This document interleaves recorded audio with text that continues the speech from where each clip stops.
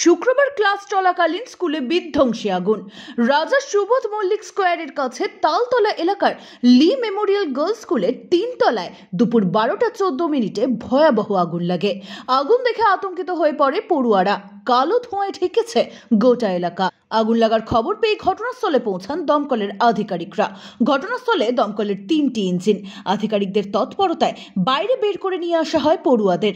আগুন লাগার কারণ সম্পর্কে এখনো কিছু জানা যায়নি, তবে দমকলের প্রাথমিক অনুমান স্কুলে বন্ধ 2টি ঘর ছিল, সেখানে শর্ট সার্কিট থেকেই আগুন লেগে থাকতে পারে।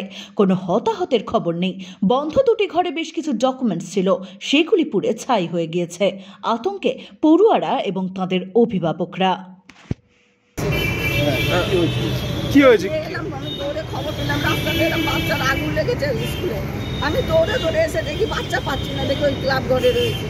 আবার গেলাম, ম্যামরা দেখালো বলে ওখানে যান, খুঁজে খুঁজে পাচ্ছি না, ভেতরে ঢুকে গেলাম, বাচ্চাটাকে হাতে পেলাম, দেখলাম, তারপরে কোথা থেকে আগুন লেগেছে কিছু জানিয়েছে স্কুল? সেটা বলেনি কিছু এখন ওরা। এই তো এখান থেকে আগুন লেগেছে, 3 তলা আগুন লেগেছিল। আপনার নাম?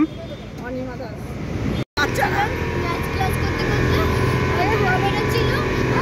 আমি তো রাস্তায় বাইরে আসছি, ওটা আগুন ধরে গেছে না, 3 তলায় পরে 3 তলাতে আগুন ধরে গেছে। কতটা দখল লেগেছে সেটা বলতে পারলাম না, খবর পেয়ে দৌড়াচ্ছি, গাড়ি যাচ্ছে না। এখন বাচ্চা ঠিক আছে? এই তো বাচ্চা নিয়ে এসছি। আপনার নাম? অনিমা দাস। তোমার নাম?